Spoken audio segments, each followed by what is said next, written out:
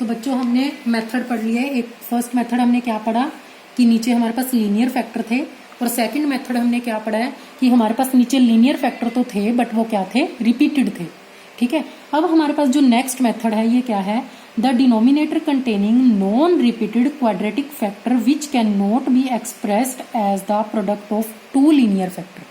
ठीक है, ये क्या कह रहे हैं कि डिनोमिनेटर क्या कंटेन करेगा, नॉन रिपीटेड क्वाड्रेटिक फैक्टर, कि डिनोमिनेटर में क्वाड्रेटिक फैक्टर होगा। ठीक है, वो क्वाड्रेटिक फैक्टर रिपीटेड नहीं होगा, यानी कि क्वाड्रेटिक फैक्टर होगा वो एक ही बार होगा, वो कभी भी रिपीट नहीं होगा। अगर क्वाड्रेटिक फैक्टर है वो एक बार होगा, वो रिपीटेड नहीं होगा। Which can't be expressed as the product of two linear factor, और वो क्वाड्रेटिक फैक्टर ऐसा फैक्टर होएगा जिसको हम दो लीनियर फैक्टर के अंदर एज अ प्रोडक्ट एक्सप्रेस नहीं कर सकते। जैसे हमने पहले क्वेश्चन पढ़े थे, जैसे हमारे पास ये क्वेश्चन है, मैं आपको दिखाती हूँ। हमारे पास था क्वेश्चन नंबर, ये था हमारे पास 7x - 11 x² - 3x + 2 quadratic equation है। ठीक है, लेकिन ये क्वाड्रेटिक इक्वेशन कैसे है कि हम इसके फैक्टर कर सकते थे, इसको फैक्टर करके हम दो फैक्टर में लिख सकते थे प्रोडक्ट में, x+1 × x+3। इसको हम लीनियर फैक्टर के अंदर कन्वर्ट कर सकते थे, और लीनियर फैक्टर के अंदर कन्वर्ट करके हम वो मेथड अप्लाई कर सकते थे जो हमने यहाँ पे ये सीखा। ठीक है, देखो ये नीचे क्वाड्रेटिक इक्वेशन थी, इसको हमने लीनियर फैक्टर में कन्वर्ट करा और इस क्वेश्चन को हमने इसी मेथड से सोल्व कर लिया। लेकिन अब हमारे पास जो क्वेश्चन है वो ऐसा क्वेश्चन है कि नीचे हमारे पास क्वाड्रेटिक इक्वेशन है, लेकिन हम उसको लीनियर फैक्टर के अंदर कन्वर्ट नहीं कर सकते। हम उसके दो फैक्टर नहीं बना सकते कि हम उसको दो फैक्टर बनाएं और उसके दो कांस्टेंट लिखें और उस क्वेश्चन को हम सोल्व कर लें। ठीक है, तो ऐसे क्वेश्चंस को हमने कैसे सोल्व करना है। ठीक है, जैसे अब हमारे पास इसके नीचे ये तो लीनियर फैक्टर x+3, लेकिन ये कौन सा फैक्टर है, क्वाड्रेटिक फैक्टर। ठीक है, अब लीनियर फैक्टर क्वाड्रेटिक फैक्टर कैसा होता है, देखो x+3, x की पावर 1 है, फैक्टर क्या हो गया, लीनियर। x² + 2 + 2x + 3, x की हाईएस्ट पावर 2, फैक्टर कैसा हो गया, क्वाड्रेटिक।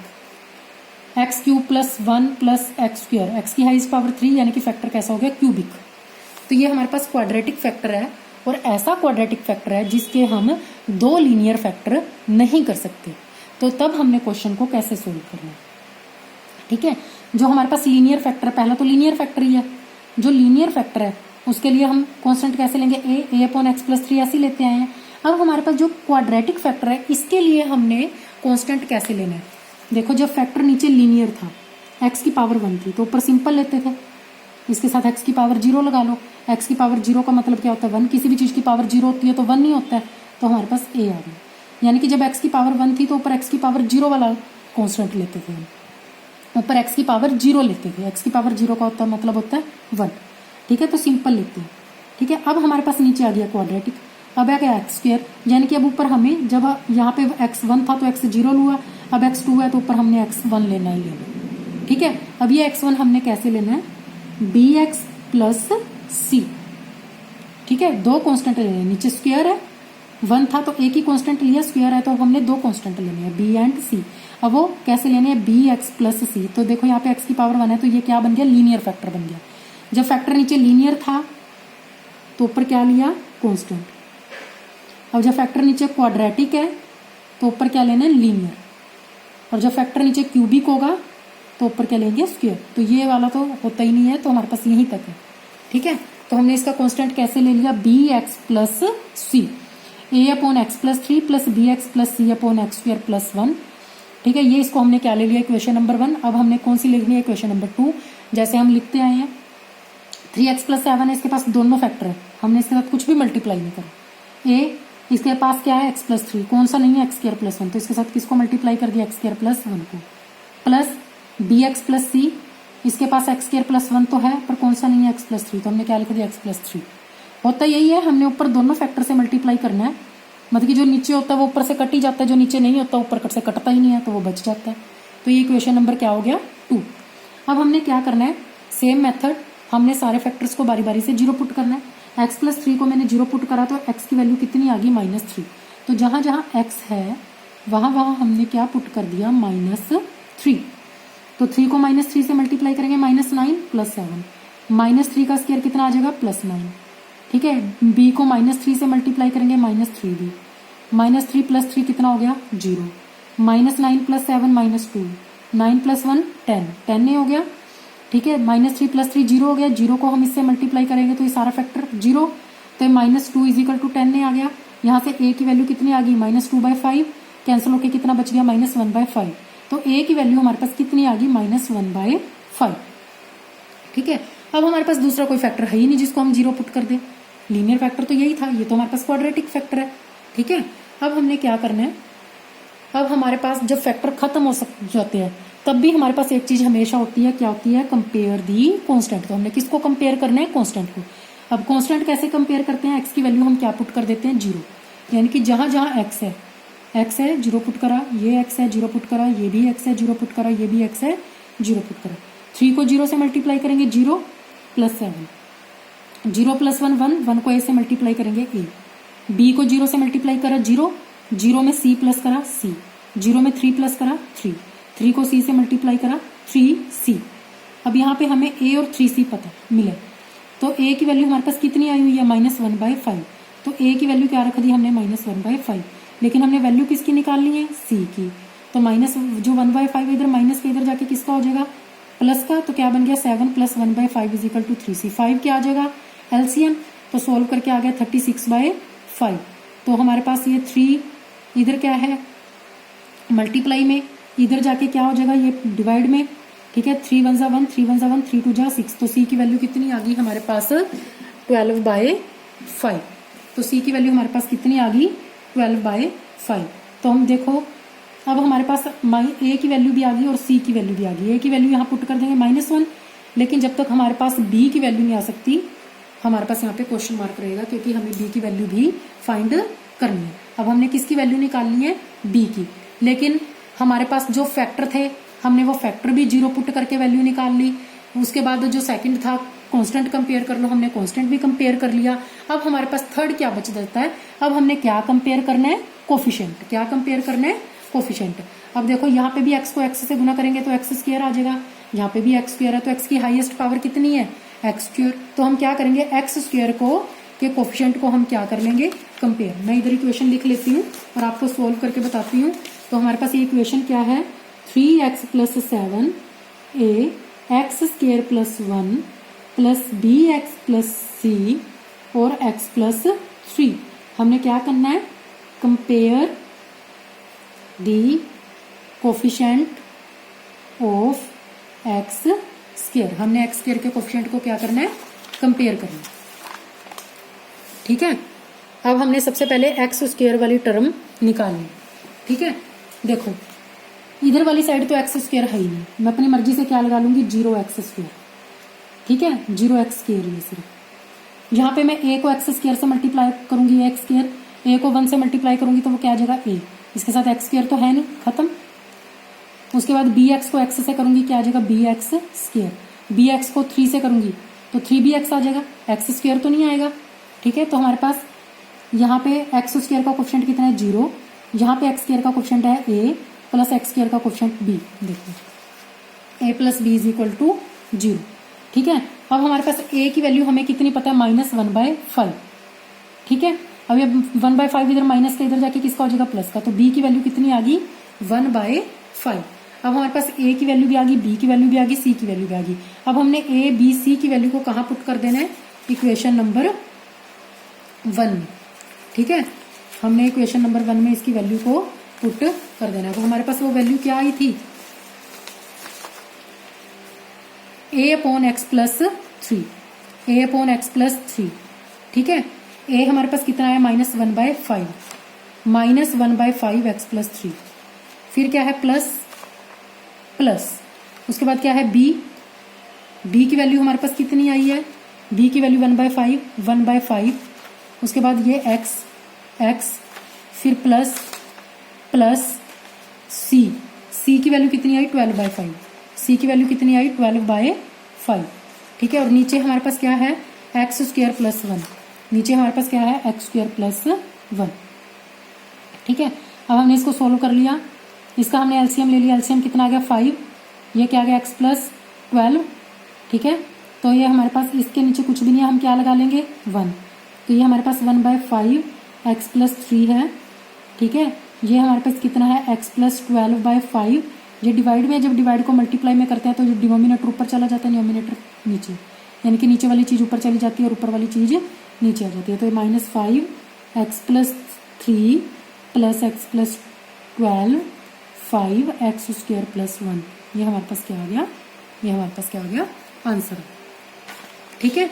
तो इस तरह से हम, जब हमारे पास नीचे क्वाड्रेटिक इक्वेशन होती है, ठीक है, और वो रिपीटेड नहीं होती, हमारे पास क्वाड्रेटिक इक्वेशन एक ही होती है, तो हम ऐसे उस क्वेश्चन को सोल्व करते हैं। अब हमारे पास एक और एग्जांपल है इसी मेथड का, वो है हमारे पास resolve x/x+1 × x³ - 1 × partial fraction. इसके हमने पार्शियल फ्रैक्शन बनाने हैं। देखो ये हमारे पास x³ + 1 है। सबसे पहले देखो जो क्यूबिक इक्वेशन है उसको देखो कि क्या उसके क्वाड्रेटिक फैक्टर होते हैं, फिर अगर हमारे पास क्वाड्रेटिक फैक्टर आ जाते हैं क्या उसके हमारे पास लीनियर फैक्टर होते हैं, ठीक है।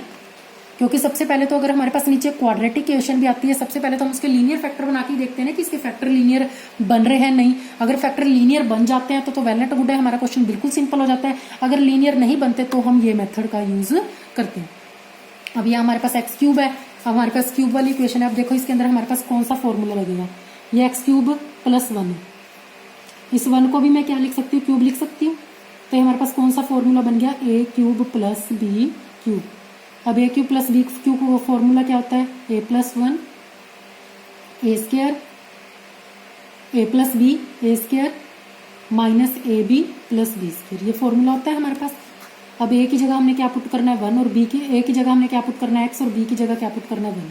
तो क्या बन गया ये x + 1 x² - x × 1 + 1 का स्क्वायर, क्या आ गया x + 1 x² - x + 1, ठीक है। x - 1 एज इट इज, इसका क्या आ गया x + 1 x² - x + 1।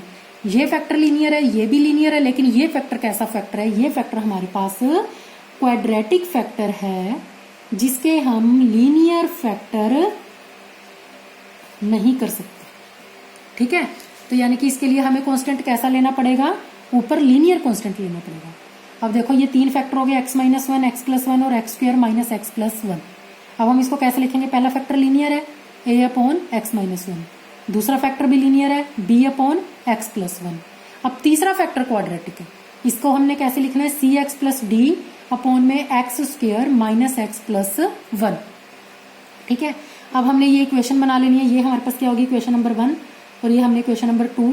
अब तक तो अच्छे तरह से आ गया बनानी। देखो इसके नीचे सारे फैक्टर कोई भी नहीं लिखा, इसके नीचे x - 1 है, ये दोनों नहीं है, दोनों मल्टीप्लाई कर दिए। b के नीचे x + 1 है, ये वाला और ये वाला फैक्टर नहीं है, ये फैक्टर मल्टीप्लाई कर दिया। cx + d के नीचे x² - x, ये वाला फैक्टर है, ठीक है, क्वाड्रेटिक वाला, ये दोनों नहीं है, तो हमने ये दोनों लिख दिए, ठीक है। अब बारी बारी करके हमने क्या पुट करना है, 0 पुट करना है। सबसे पहले मैंने x - 1 को 0 पुट करा, x की वैल्यू कितनी आ गई 1। इस इक्वेशन में जहां जहां भी x है वहां पे हमने क्या पुट कर दिया 1। तो मेरे पास क्या बचा 1 = a × 2 × 1। तो 2a = 1 आया, a की वैल्यू कितनी आ गई 1/2। अब हमने x + 1 को 0 पुट करा है, x की वैल्यू कितनी आ गई -1। इस पूरी इक्वेशन में जहां जहां x है वहां मैंने क्या पुट कर दिया -1। तो सोल्व करके क्या आ गया -1 b -2 3 को -2 से मल्टीप्लाई करा -6 को b से मल्टीप्लाई करा -6b, माइनस से माइनस कैंसिल हो गया, b की वैल्यू कितनी आ गई 1/c। अब हमारे पास लीनियर फैक्टर खत्म हो गए, अब हम 0 किसी को भी पुट नहीं कर सकते। लेकिन अभी भी हमारे पास एक चीज बची है, वो क्या है, कंपेयर दी कांस्टेंट। अब कांस्टेंट को कंपेयर करने के लिए हम क्या पुट करते हैं, x की वैल्यू 0, यानी कि जहां जहां पे भी x है वहां पे हमने x की वैल्यू क्या पुट कर देनी है 0, ठीक है। तो मेरे पास क्या इक्वेशन बनती है, a - b - d, ठीक है। अब इसमें से हमारे पास a की वैल्यू भी आ चुकी है और हमारे पास b की वैल्यू भी आ चुकी है। मैंने a की वैल्यू भी -1/2 लिख दी, b की वैल्यू भी -1/2 लिख दी, ठीक है। और ये -2, इसका हम क्या कहते हैं, -d है, इधर लेफ्ट हैंड साइड में जाके +d बन जाएगा। हमारे पास एलसीएम 6 आ जाएगा, 3 - 1, ठीक है, 2/6 आ गया, कैंसिल होकर 1/3 आ गया। तो d की वैल्यू कितनी आ गई 1/3। a हमारे पास 1/2 आ गया, b हमारे पास 1/6 आ गया, d हमारे पास 1/3 आ गया। लेकिन अभी भी हमें क्या बचा है, c बचा है। सबसे पहले हम लीनियर फैक्टर को 0 पुट करते हैं, फिर उसके बाद हम एक्स को ही 0 पुट कर देते हैं को कंपेयर कांस्टेंट करने के लिए। उसके बाद हम क्या करते हैं, हमारे पास जो एक्स की हाईएस्ट पावर होती है उसके कोफिशिएंट को कंपेयर कर देते हैं। देखो यहाँ पे एक्स की पावर 1 और यहाँ पे 2, तो एक्स की हाईएस्ट पावर 3 बन गई, इधर भी एक्स की हाईएस्ट पावर 3 बन गई और इधर भी एक्स की हाईएस्ट पावर हमारे पास 3 बन गई। ठीक है, अब हम एक्स की पावर हाईएस्ट पावर 3 को कंपेयर करेंगे।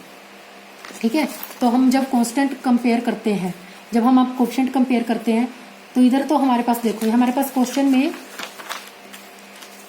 इक्वेशन में इधर हमारे पास एक्स क्यूब है ही नहीं, तो हम अपनी मर्जी से क्या लगा लेंगे 0x क्यूब, तो एक्स 0x क्यूब है और यहाँ पे एक्स को एक्स से गुना करेंगे एक्स क्यूब, यानी कि क्या आ जाएगा, इधर क्या आ जाएगा ax क्यूब। ठीक है, यहाँ पे क्या आ जाएगा bx क्यूब, बाकी तो सारे एक्स क्यूब से छोटे ही आएंगे। यहाँ पे cx को x से मल्टीप्लाई करा cx स्क्वायर को इधर मल्टीप्लाई करा तो cx cube, ax cube bx cube और cx क्यूब। ठीक है, तो हमारे पास क्या आ गया 0x cube ax cube bx cube और cx क्यूब। एक्स क्यूब का कोफिशिएंट 0 a b c। अब हमें a b की वैल्यू पता है, a की वैल्यू 1/2, b की वैल्यू 1/6 और ये हमारे पास c। ठीक है, अब हमने क्या करना है, हमने c की वैल्यू निकालनी है, तो 1/2 इधर प्लस का इधर जाके किसका हो जाएगा माइनस का, 1/6 इधर प्लस का इधर जाके क्या हो जाएगा माइनस का। हमने 2 और 6 का क्या ले लिया एलसीएम, सोल्व करा -3 -1 तो कितना आ गया -4/6, कैंसिल होके क्या आ जाएगा -2/3। सी की वैल्यू हमारे पास कितनी आ गई -2/3। अब हमारे पास ए की वैल्यू भी आ गई है, बी की वैल्यू भी आ गई है और हमारे पास सी की वैल्यू भी आ गई है। अब देखो ये हमारे पास क्या था a/x-1, ए की वैल्यू हमारे पास कितनी आ गई 1/2 x-1 प्लस उसके बाद b की वैल्यू कितनी आ गई 1/6, b की वैल्यू 1/6, नीचे x+1 है 1/6 x+1, फिर प्लस उसके बाद हमारे पास क्या है cx+d, c की वैल्यू कितनी आ गई -2 3 x प्लस d की वैल्यू हमारे पास कितनी आई हुई है 1/3। ठीक है, अब हमारे पास ये हमने इसका एलसीएम ले लिया, ये -2/3x प्लस 1/3 है, एलसीएम कितना आ गया 3 -2x प्लस 1, इसको हम माइनस वाले को पीछे लिख लेंगे तो ये क्या बन गया 1 -2x/3, 1 -2x/3/3 x² -x +1। तो ये हमारे पास ये क्या आ गया आंसर आ गया। अब हमने क्वाड्रेटिक इक्वेशन वाले जो हमारे पास एग्जाम्पल होते हैं हमने इसका हमेशा ध्यान रखना है। कई बार हमारे पास 2 क्वाड्रेटिक इक्वेशन होती हैं, लेकिन वो क्वाड्रेटिक इक्वेशन, ये क्वेश्चन पहले मैंने आगे करा था लेकिन मैंने सोचा कि मैं आपको जब ये क्वाड्रेटिक इक्वेशन वाला क्वेश्चन समझा दूंगी तो मैं आप इसको तब सोल्व कराऊंगी। तो मैं अभी आपको वो क्वेश्चन सोल्व कराती हूँ। Is very important question, paper में बहुत बारी आ जाता है ये क्वेश्चन। हम इसको काफी कॉम्प्लिकेटेड मेथड से करना शुरू कर देते हैं, लेकिन ये बहुत ही एक इजी मेथड का क्वेश्चन है। ठीक है, तो ये हमारे पास क्वेश्चन है रिजोल्व x² + 1 अपॉन में x² + 2 x² + cube into partial fraction. देखो ये भी क्वाड्रेटिक इक्वेशन है और ये भी क्वाड्रेटिक इक्वेशन है, तो बच्चे इसका जो कांस्टेंट है वो कैसे लिखना शुरू कर देते हैं। ठीक है, बच्चे इसका कांस्टेंट लिखना शुरू कर देते हैं, ये x² + 1 अपॉन में x² + 2 अपॉन में x² + क्यूब है। बच्चे इसके लिए भी कांस्टेंट लिख लेते हैं ax + b अपॉन में x² + 2 और इसके लिए भी लिख लेते हैं x² + 3 cx + d अपॉन में x² + 3। इसके लिए ax + b लिख लेते हैं, इसके लिए cx + d लिख लेते हैं। लेकिन हमने सबसे पहले चेक करना है कि अगर हमारे पास नीचे x² है तो ऊपर भी हमारे पास सिर्फ x² ही है, देखो और कुछ भी नहीं है, ये तो कांस्टेंट है। तो ये क्वेश्चन हमारा बहुत सिंपल हो सकता है। हम क्या सपोज कर लेंगे, हम x² को क्या सपोज कर लेंगे y, यानी कि जहां जहां पे x है वहां पे हम y रख लेंगे। x² + 1 है, x² की जगह हमने क्या रखना है y, तो क्या बन गया y + 1 y + 2 y + 3। अब ये देखो हमारा बिल्कुल सिंपल क्वेश्चन बन गया। अभी तक हम क्वेश्चन सोल्व करते थे x की फॉर्म में सोल्व करते थे, लेकिन अब हमने क्वेश्चन किसके फॉर्म में सोल्व करना है, y की फॉर्म में सोल्व करना है। हमारे पास क्वेश्चन क्या बन गया y + 1 y + 2 y + 3। देखो नीचे कौन से फैक्टर हो गए, लीनियर फैक्टर। लीनियर फैक्टर के लिए कांस्टेंट हम कैसे लेते हैं a/y + 2 प्लस b/y + 3। दूसरी इक्वेशन बन गई। ठीक है हमारे पास ये।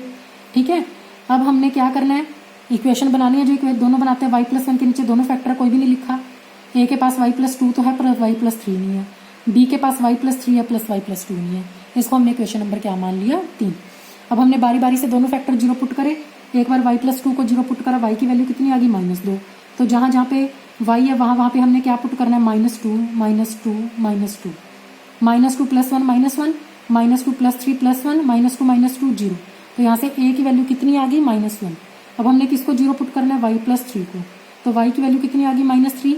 जहां जहां पे y है वहां पे हमने क्या रखना है, -3 -3 -3 -3 + 1 -2 -3 + 3 0 -3 + 2 -1। तो यहां से हमारे पास ये माइनस से माइनस कैंसिल हो गया। b की वैल्यू हमारे पास कितनी आ गई यहाँ पे 2।